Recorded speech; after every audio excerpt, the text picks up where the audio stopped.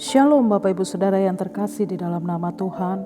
Renungan firman Tuhan pada pagi hari ini terambil dalam Kisah Para Rasul 20 ayat 22-24. Demikian firman Tuhan. Tetapi sekarang sebagai tawanan roh, aku pergi ke Yerusalem dan aku tidak tahu apa yang akan terjadi atas diriku di situ, selain daripada yang dinyatakan Roh Kudus dari kota ke kota kepadaku, bahwa penjara dan sengsara menunggu aku. Tetapi aku tidak menghiraukan nyawaku sedikit pun, asal saja aku dapat mencapai garis akhir dan menyelesaikan pelayanan yang ditugaskan oleh Tuhan Yesus kepadaku untuk memberi kesaksian tentang Injil kasih karunia Allah. Saya memberikan judul renungan firman Tuhan pada pagi hari ini adalah menjadi pribadi yang ditawan oleh Roh Kudus.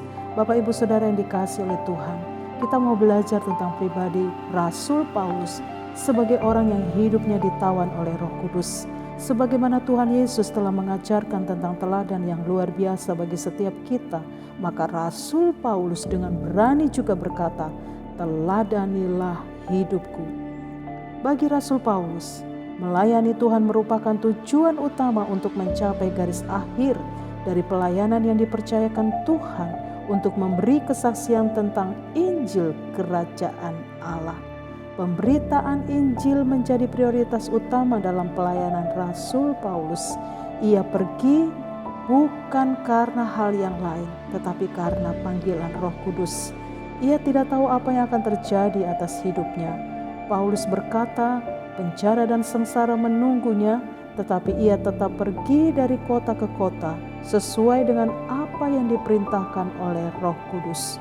Tujuan hidup Rasul Paulus sangat jelas bahwa hidupnya bukan untuk diri sendiri, bukan untuk mencari kesenangan dan kekayaan, tetapi satu hal yang dikejar adalah garis akhir dengan baik dan menyelesaikan pelayanan yang dipercayakan Tuhan kepadanya. Dalam pandangan Rasul Paulus, hidup ini adalah pertandingan yang harus dijalani. Ia berlari begitu rupa untuk memperoleh mahkota abadi. Rasul Paulus bukan pelari jarak dekat, tetapi ia adalah pelari jarak jauh yang sudah mulai melihat garis finish semakin dekat. Bapak Ibu Saudara yang dikasihi oleh Tuhan, pelajaran rohani apa yang kita teladani dari Rasul Paulus sebagai seorang tawanan Roh Kudus? Ada beberapa hal yang sangat penting. Yang pertama adalah kecintaannya kepada jemaat yang Tuhan percayakan, sehingga ia menggembalakan dengan baik dan penuh dengan tanggung jawab. Yang kedua adalah ketaatannya mengikuti pimpinan Roh Kudus meskipun penjara dan sengsara ia alami.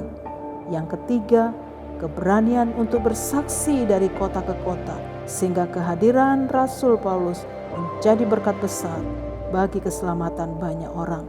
Yang keempat, kesetiaannya sampai akhir hidupnya. Sebagai tawanan roh, ia tidak dapat bertindak sesuka hati, tetapi ia taat mengikuti pimpinan Roh Kudus karena hidupnya sudah diikat oleh Roh Kudus. Rasul Paulus menyadari dirinya adalah hamba yang mengikuti pimpinan Roh Kudus. Inilah komitmen hidup Rasul Paulus dalam melayani Tuhan. Ia tuliskan dalam Filipi 1 ayat 21-26 dikatakan, "Karena bagiku hidup adalah Kristus dan mati adalah keuntungan. Tetapi jika aku harus hidup di dunia ini, itu berarti bagiku bekerja memberi buah. Jadi mana yang harus kupilih? Aku tidak tahu. Aku didesak dari dua pihak. Aku ingin pergi dan diam bersama-sama dengan Kristus. Itu memang jauh lebih baik. Tetapi lebih perlu untuk tinggal di dunia ini karena kamu.